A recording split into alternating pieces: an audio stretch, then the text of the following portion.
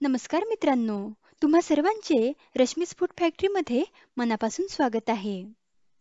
मित्रांनो, आज आपण शिमला मिरचीची सुकी भाजी बनवणार आहोत.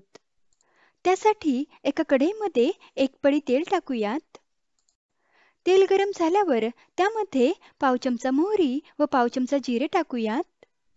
जिरे मोहरी छान फुलल्यावर यामध्ये एक मध्यम आकाराचा बारीक चिरलेला कांदा टाकायचा व मध्यम गॅसवर छान सोनेरी रंगावर परतवून घ्यायचा. कांदा छान सोनेरी रंगावर परतवल्यावर यामध्ये अर्धा चमचा बारीक केलेला लसूण टाकायचा व मिनिटभर परतवून घ्यायचं. आता मिनिटभराने गॅसची फ्लेम लो करून यामध्ये एक चमचा लाल मिरची पूड, पाव चमचा हळद व चवीपुरतं मीठ टाकून परतवून घेऊयात.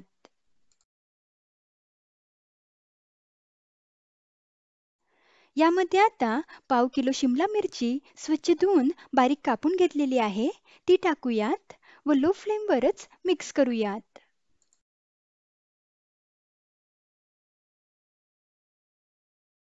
यामध्ये आता अर्धी वाटी पाणी टाकून मिक्स करूयात आणि यावर झाकण ठेवून लो फ्लेमवर शिमला मिरची शिजवून घेऊयात.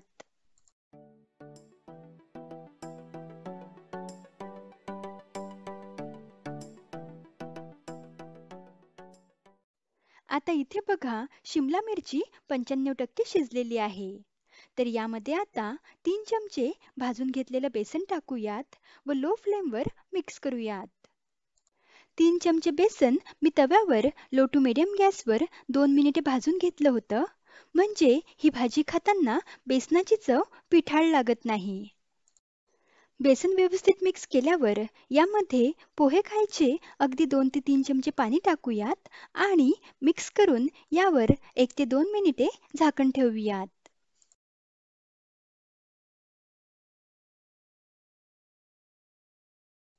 आता 2 मिनिटांनी झाकण काढून भाजी मिक्स करूयात आणि यामध्ये बारीक चिरलेली कोथिंबीर टाकून मिक्स करूयात व गॅस बंद करूयात.